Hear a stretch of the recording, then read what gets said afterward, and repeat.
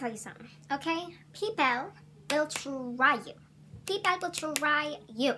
People will try you. Okay, however, a little syllable mixture, you need to get it, you know? People will try you, and I'm here to give you some tools on how to handle that, okay? Dance, sister. Smile, sister. Laugh, sister. Cry, sister. Yo, cry, sister. Hey babies, it's Rain Check, and I am here to talk to you about a very important subject. Is my bun falling out? I can't tell. About a very important subject called setting boundaries, okay, that I have learned on my little time here on this earth thus far, you know, but I've begun to appreciate it, I've begun to practice it because people will try you. Okay, that's the theme of this video. That's the mantra of this video. People will try you, okay? So I've come up with 3 basically tips, like tricks for how to like practice setting boundaries and some information on like why it's a good thing in general. I think the biggest tip that you're going to hear whenever you hear the term setting boundaries is saying no, the power of no. And in general, what that means is that you need to be clear communicating your boundaries to people. In life, we're gonna have to interact with other people. That's the human experience. There's never anyone who lived, I think, who just spent their entire life without interacting with a single other human. You know what I mean? Like, that's not a thing. So if you're going to interact with humans, make sure that the ones around you know, this is what I'm okay with, this is what I'm not okay with. How you can become a great communicator with your boundaries or about your boundaries is understanding the fact that you cannot assume people already know them. They don't. I have a really bad habit personally of like, you know, if someone asks me like a dumbass question, I'll sit there, I'll wait,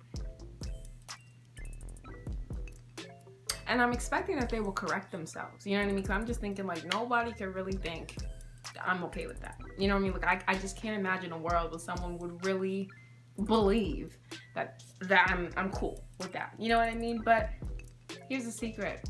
Everyone's gonna think you're cool with it until you say you're not cool with it. Clear communication means articulating your needs. And mind you, this is applicable to any scenario on a personal level, on a romantic level, on a professional level. Like no matter who you're interacting with, boundaries are applicable.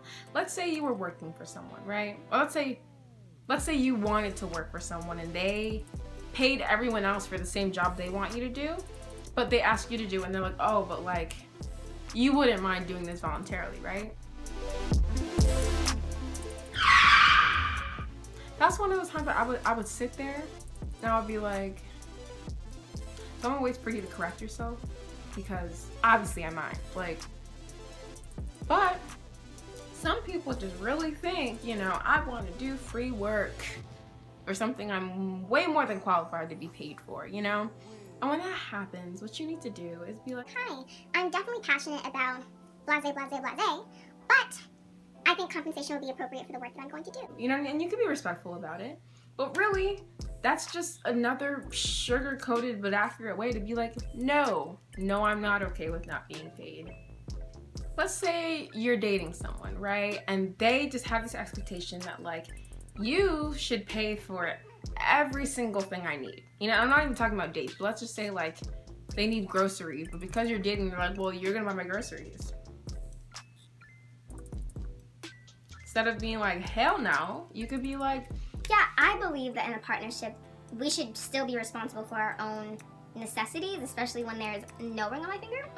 So, you could pay for that, homeboy. You could pay for that. You know what I mean? Like, handle that, okay? By saying no, by articulating your needs, by articulating your expectations. And if someone's not okay with that, bye. You know what I mean? Like, you don't need to be dealing with anything you don't need to just because you're afraid to say no. There's a lot of power in no. There's a lot of respect for someone who's able to say no. You don't want to be a yes man. You do not want to be a yes man. Those are the worst. Those are the worst. You have no boundaries. You have no backbone. Like, that makes you someone that people don't even want to be around as much. And you're trying to do the right thing, which is super ironic. So just say no. If you're not cool, say no. Bye. No, you know, if you want to make it in another language, no, or how do you say it in That was Portuguese. I did French. No, that's French.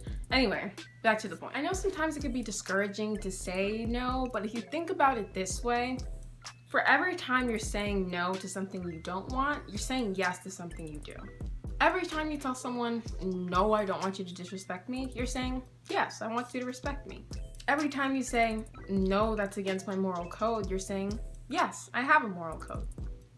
It all works out in the end. I mean, you just gotta retrain your perspective to think about removing the assumptions of what you aren't willing to do and implanting the right ideas of what you are willing to do. And that takes communication. I don't know if that was clear. You got what I'm trying to say, right? Yeah, you got it. Okay, cool.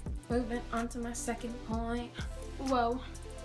Remove everything in your life, hunty, that does not serve you. Okay, if it's not giving you life, okay, if it's not making you slay, you know what I mean? If it's not feeding your soul, bye.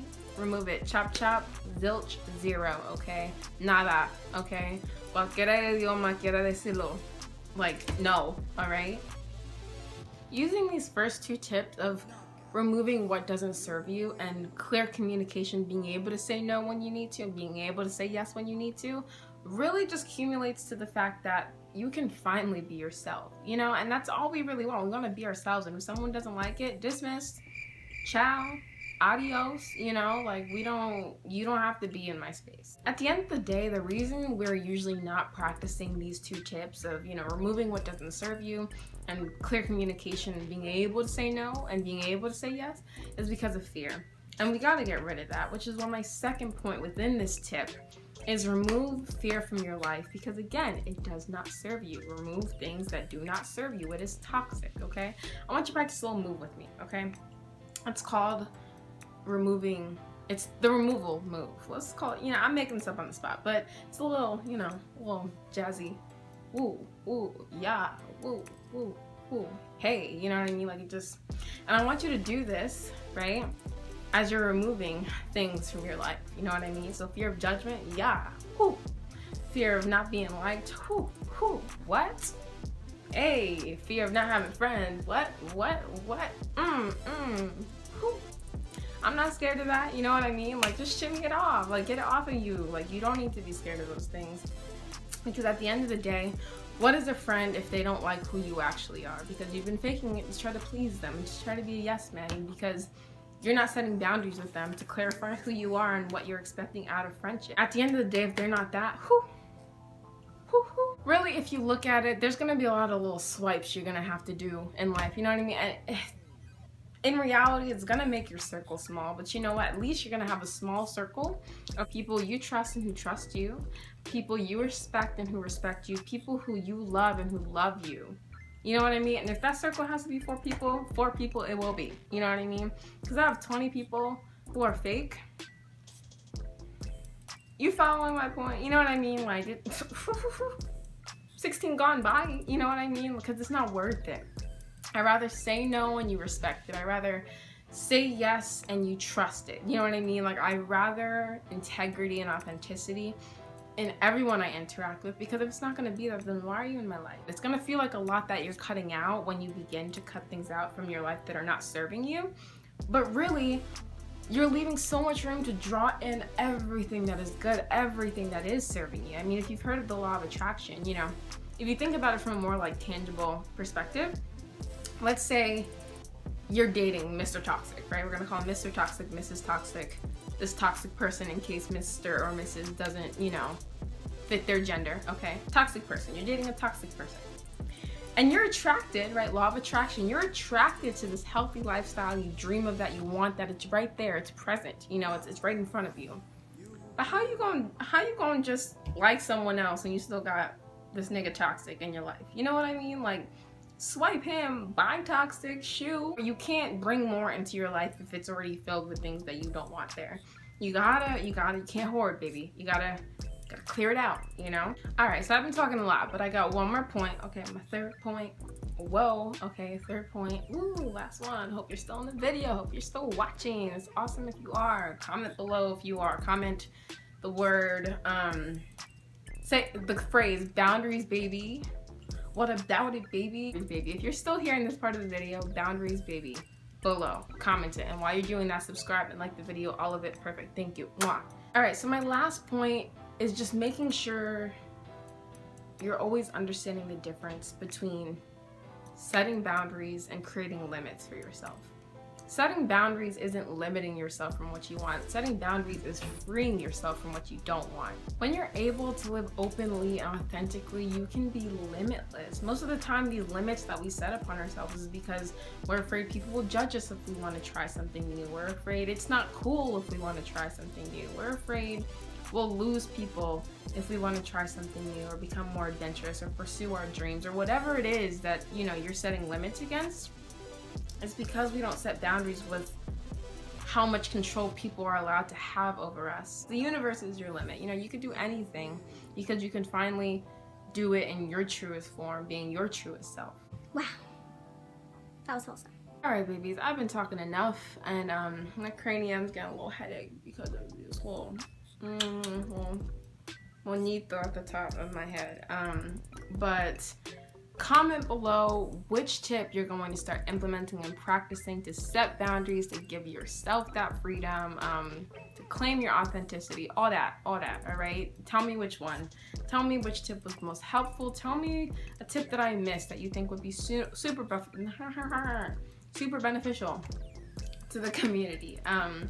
Yeah, I hope you enjoyed the video. If you enjoyed videos like this, I think something else that overall encompasses boundaries, just your mental health, preservation of your mental health. So go check out my mental health video. Go check out my last video because that was really interesting and different. I really liked it, but let me know if you did. And check out my description box, subscribe, so much to remind you. But I love you and I'll see you next time. Bye.